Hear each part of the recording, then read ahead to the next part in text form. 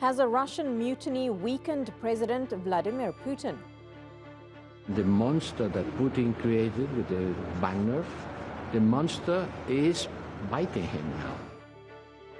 Putin has reinforced national unity, saying he allowed an armed mutiny by Wagner mercenaries to continue in order to avoid bloodshed. But top American diplomat Anthony Blinken says it shows real cracks in Putin's authority.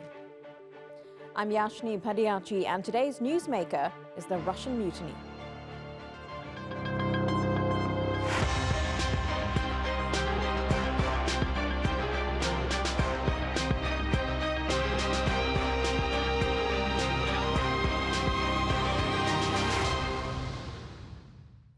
President Putin has spoken out for the first time since Yevgeny Prigozhin, who leads the Wagner Group, started his so-called March for Justice.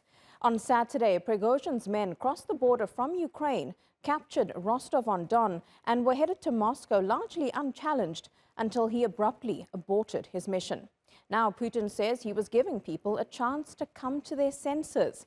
Ally and Belarusian leader Alexander Lukashenko says tension between the Wagner Group and Russian army were mismanaged. So how did Russia get to this point, and what does it all mean for the war in Ukraine? Let's take a closer look. The public standoff between Yevgeny Prigozhin and Moscow's military leadership began after the Russian retreat from the Ukrainian city of Lyman. The Wagner boss criticized the military failures and said, "Send all these pieces of garbage barefoot with machine guns straight to the front," in a reference to Russia's top commanders. Prigozhin blasted the slow advances in Bakhmut and Soledar. He also accused Defense Minister Sergei Shoigu and head of military Valery Gerasimov of trying to steal credit for Wagner's victory. Then, Prigozhin slammed the Russian military leadership for withholding ammunition, which he said can be equated to treason. The call served the purpose, and the Defense Ministry announced ammunition shipment. But it didn't keep the Wagner chief quiet for long, as he continued to vocally criticize military officials. In May, he threatened to pull his forces out of Bakhmut. Then he posted a furious video, allegedly showing dead Wagner fighters. Шойгу! Герасимов! Где боеприпасы? Days later, the Wagner Group captured Bakhmut. In June, Moscow ordered all private military companies to sign contracts with the Defense Ministry by the end of the month. Wagner refused to do so. On Friday, Prigozhin accused Shoigu of orchestrating a deadly attack on his forces. He also questioned Russia's entire rationale behind the war and announced a so-called March on Justice to Moscow. He was charged with armed mutiny. On Saturday morning, residents of Rostov-on-Don woke to these scenes. Wagner troops took control of the Southern District Military Command, the center for military operations in Ukraine.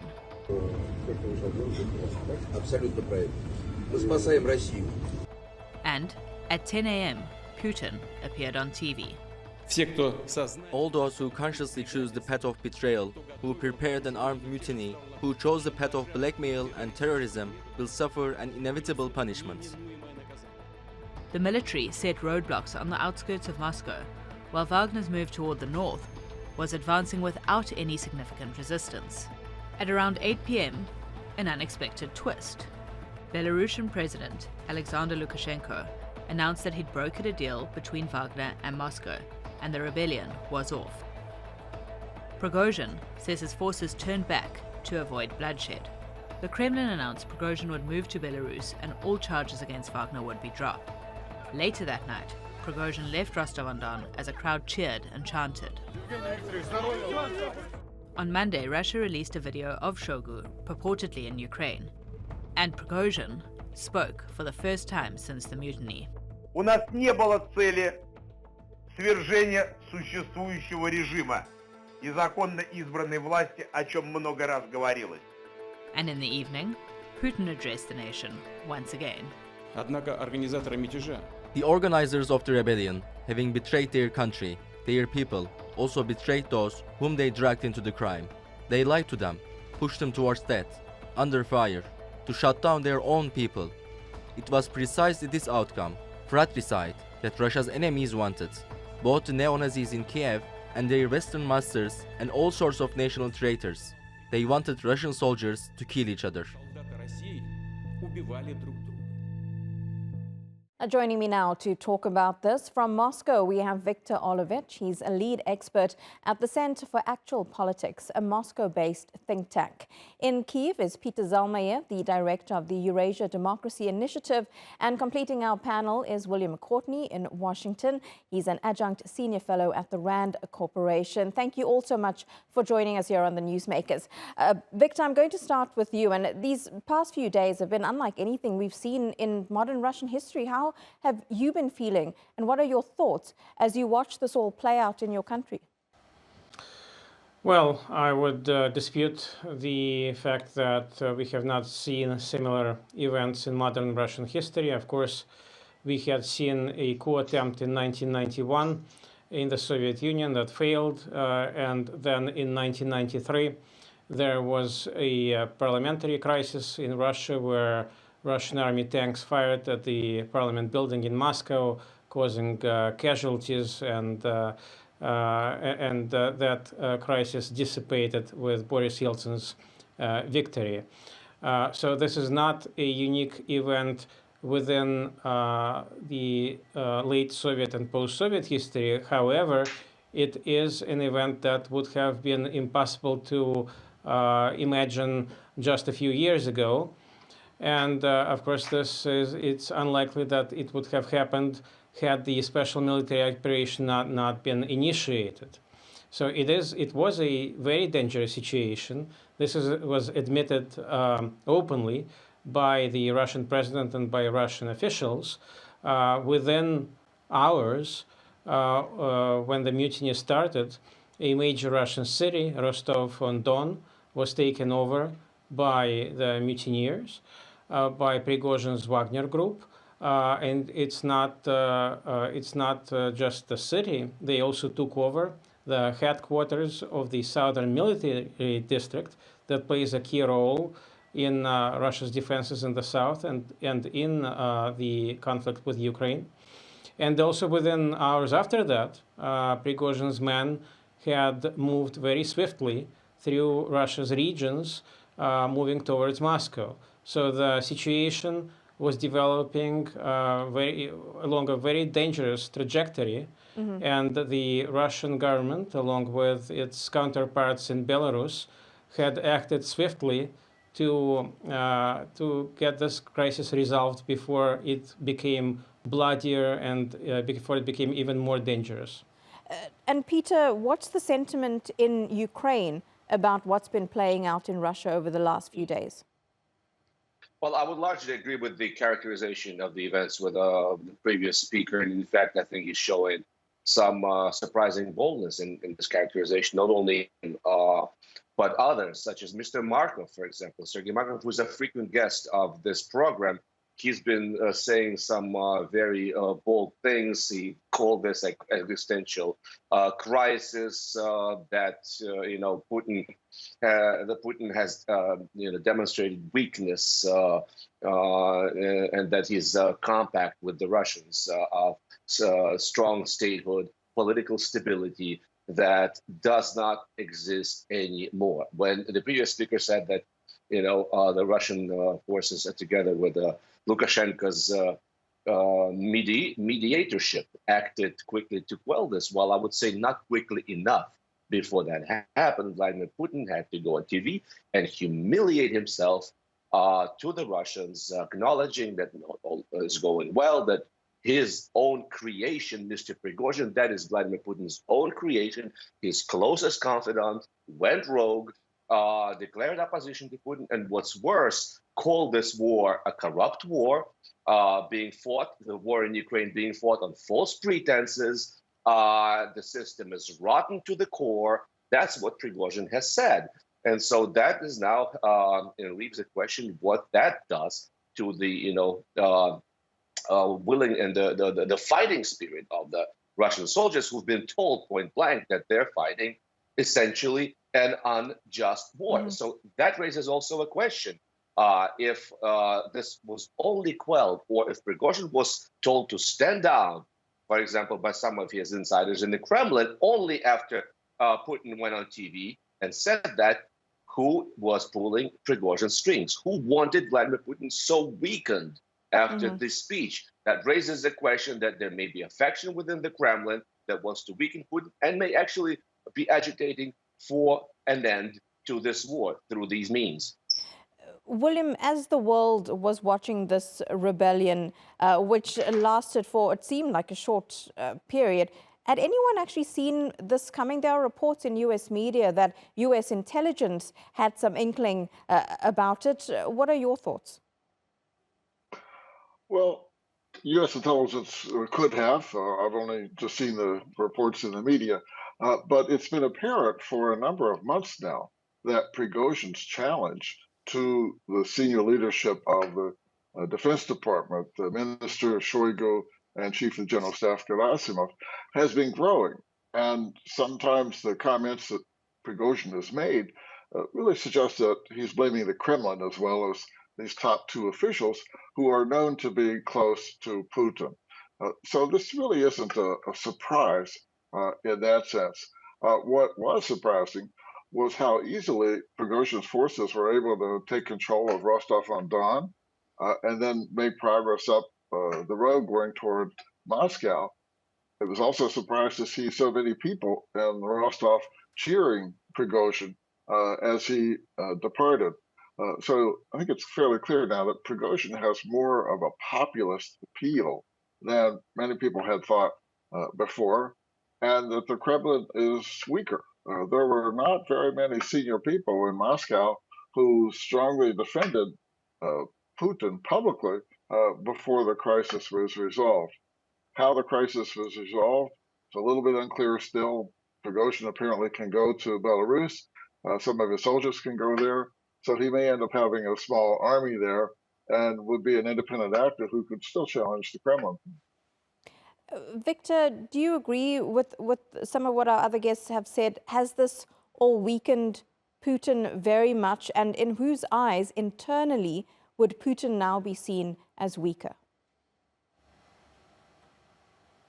Well, coups and mutinies very rarely make a leader stronger. So obviously, this has exposed fissures, this has exposed certain serious problems in the Russian political system, in the Russian political and security structure. This is, as I said before, this is a very dangerous event and it could possibly be a harbinger of things to come. It could be, we could be seeing potentially a start of a new period of instability in Russia.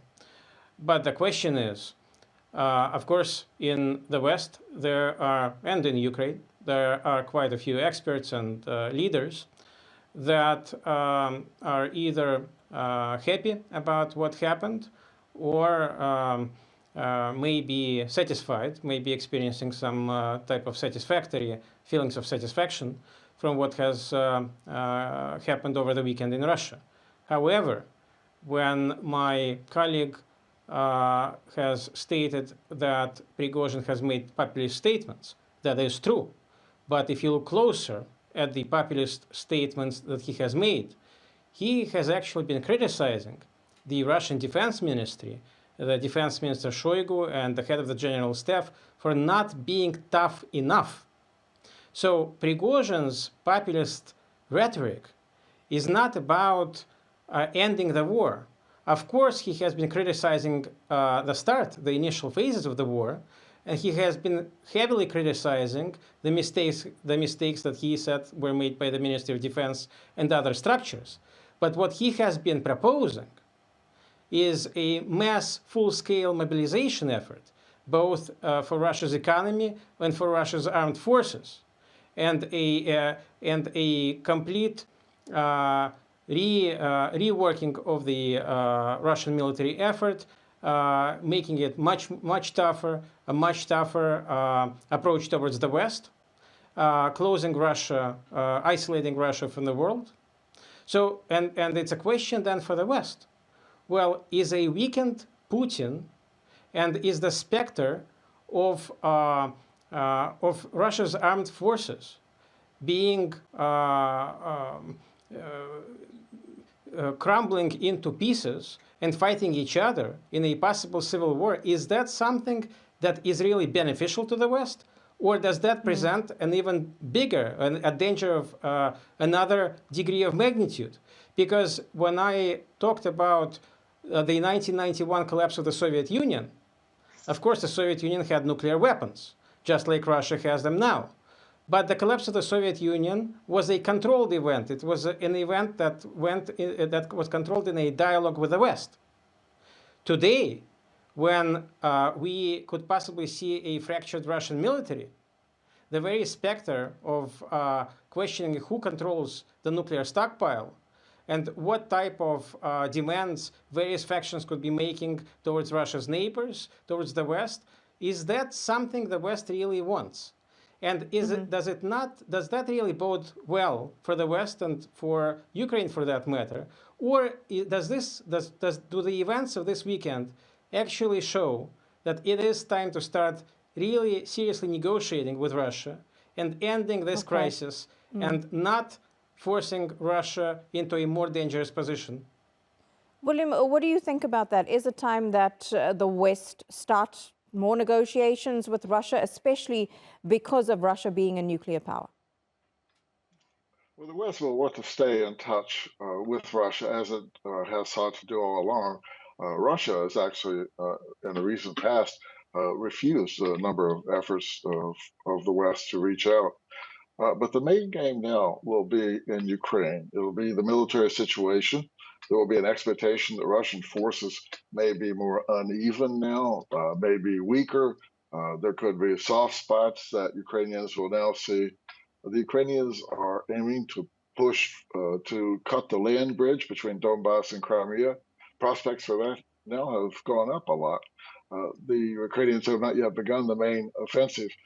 So I think the West will be watching to see what happens there on the ground, and then Western policy will depend to a considerable extent on that. But certainly Western support for Ukraine will now be stronger than ever.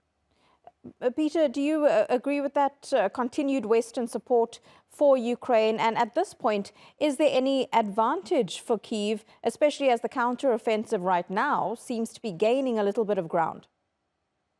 Yes, indeed. I think the advantage may be not as easily quantifiable as we wish. Obviously, if Prigozhin had held on to, let's say, that southern city of Rostov for just a while longer, that was essentially Russia's military hub for its war in the eastern part of Ukraine. That would have made a tremendous instrumental difference. So right now, we are talking obviously about along the lines of morale spirit that probably will not be helped by what just transpired, but also what the previous speaker said. Yes, Wagner was probably the most battle-worthy, hardest bunch of fighters. I mean, if not to say criminals, most of them were indeed criminals. And Prigozhin himself was a criminal, which is to say that, Russia is operating as one big criminal mafia-type empire. But okay, be that as it may. Now, it's not clear what happens to the bulk of the Wagner fighters. Putin has allowed them free passage out of Russia and to Belarus. Whether they will strike from Belarus on Ukraine, that remains an open question. Prigozhin, is safe to say, will not be commanding those troops anymore. So, if anything, that has not hampered Ukraine's chances of a counteroffensive, may have helped. And once again, I don't think that the West, we can expect, will be motivated to, agitate for premature negotiations with Vladimir Putin now that the Ukrainians are slowly but surely gaining ground with their counteroffensive. Now that Putin has been weakened, this is not the time to stand down. And we're seeing that, instead, the West continues its support. New military assistance packages are coming on the line. No, I still don't see the impetus for negotiations coming from either Ukraine or the Western powers. If it does come, it should come from the Russian side. Viktor, Yevgeny Prigozhin has got the safe passage to Belarus. He's going to be able to stay there. No criminal charges against him or the Wagner Group. Has he essentially just gotten away with this and is able to continue his life in an ally of Russia? Well, It's too early to judge what Prigozhin's personal fate will look like in several weeks, months, and years. We see that the situation is quite fluid, and events are moving quite fast. A part of Prigozhin's Wagner group fighters will be signing contracts with Russia's Ministry of Defense. A part of the fighters are said to be given the chance to go to Belarus with Prigozhin. Of course, the Belarusian authorities have absolutely no interest in letting Prigozhin control much of anything as far as military structures are concerned, because of course they understand very well that somebody who has initiated a major military mutiny in a neighboring country in Russia could very well replicate that somewhere else, for example, in Belarus. So there is no question that Prigozhin is going to be under strict control of the Belarusian authorities. What's another aspect of this is what is going to happen to Wagner's interests in Africa and in the Middle East. I would remind you that before the conflict in Ukraine, the Wagner Group's purpose was not actions in Eastern Europe and on post-Soviet countries. The Wagner Group concentrated on the Middle East, on Africa, and that was in Russia's interests. So what we are likely to see is that Wagner Group fighters, who are very, very good soldiers, very able and potent, militarily potent soldiers, that they're going to, those contracts with African countries and with some Middle Eastern countries are going to continue, possibly under different leadership, possibly under more control from Russia's Ministry of Defense. But that will still continue, as it's in Russia's national interests to keep its presence on the African continent, in the Middle East and other regions. And William, what do you make of that? The Wagner Group has been very powerful, as Victor's been saying, especially in several areas in Africa, Libya, the Central African Republic, Mali, even Sudan. How do you see that still continuing there, even if it's not under Prigozhin? Who else could then take over? That's unclear, and it's still a bit early to make assessments like that. It's possible the Wagner Group could fracture in some ways. It's possible the Russian government could seek to use other private military companies to accomplish some of its purposes in Africa. We don't really know. But with regard to Prigozhin and this mini army of former Wagner or current Wagner fighters in Belarus, that will be very uncomfortable for President Lukashenko. There's no love lost between Putin and Lukashenko. Lukashenko has resisted allowing the Russians to have an air base in Belarus, for example. Lukashenko did not send his forces along with Russian forces into Ukraine last February 2022. So there's a lot of concern, if not anger, in the Kremlin about Lukashenko. So we could see some dynamics there, political dynamics that we can't really predict now, but it's likely to be an unsettled situation. And then, of course, in Russia, it's going to be unsettled as well. We are likely to see less fear now of Putin's power. We may see more Russians speaking out in newspapers and other media, certainly social media, which is so prominent. So we could be entering a new period of political life in Russia. And then, Peter, is just finally to you, is this the beginning of the end for Vladimir Putin? And if it is, who takes over? That's a good question. You know what? It may be the beginning of the end. Or maybe the end of the beginning of his downfall. He may actually remain a titular head of state, but in a weakened state, in a very weakened format, sort of what we had with Leonid Brezhnev, a Russian leader, a Soviet leader that was put there to replace Khrushchev as the sort of consensus figure. So Putin may stick around for a while yet, but the question will remain as to his true hold on power. Okay, thank you so much. And thank you to our guests, Peter, Victor, and William. Thanks so much for joining you. And to our viewer, thank you so much for watching. Be sure to follow us on Twitter, and you can subscribe to our YouTube channel. I'm Yashni Padiachi. Until the next time, take care. Goodbye.